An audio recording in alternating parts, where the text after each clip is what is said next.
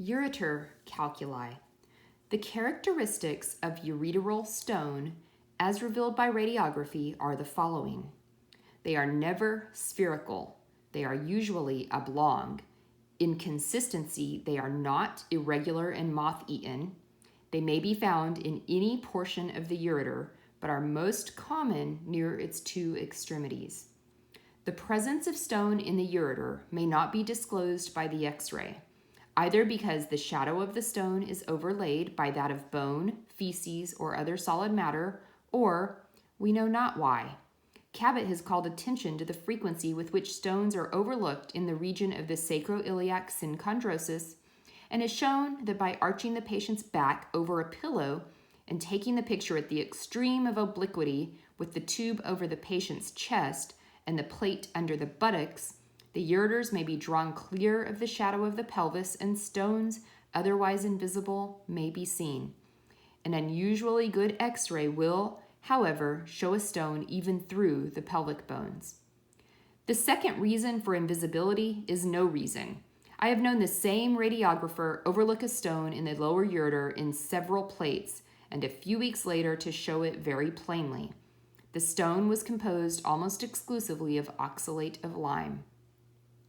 Differential diagnosis of stone in the ureter. The stereoscope is of great assistance in differentiating ureteral stone from other objects likely to be mistaken for this. The course of the ureters is shown in Figure 30.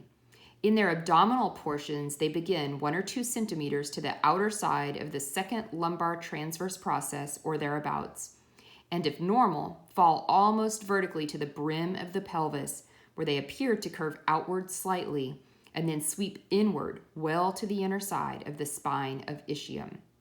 An oblong shadow in the course of the ureter is likely to be a ureteral stone, but such a shadow is no more sufficient evidence of the presence of stone than the absence of such a shadow is evidence of its absence.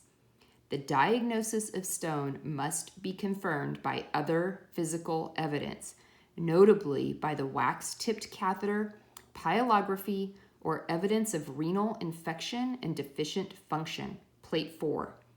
Ureteral stone must be differentiated from the following: Phlebolith or calculus in the seminal vesicle, tubercular glands, enteroliths, and foreign substances in the intestines. Plate 4. Figure 1 shows an oxalate stone in the lower ureter. Figure 2 shows the same stone surrounded by Kohler gall in the dilated ureter about and above it, injected through the ureter catheter.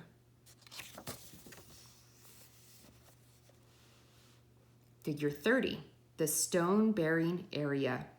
Over the pubes is the small oval area of prostatic calculi. From this, the usual area for Phleboliths runs along the edge of the pelvis, round dots. Bladder stones lie in the large black oval, high in the pelvis. The usual course of the ureters is shown in black.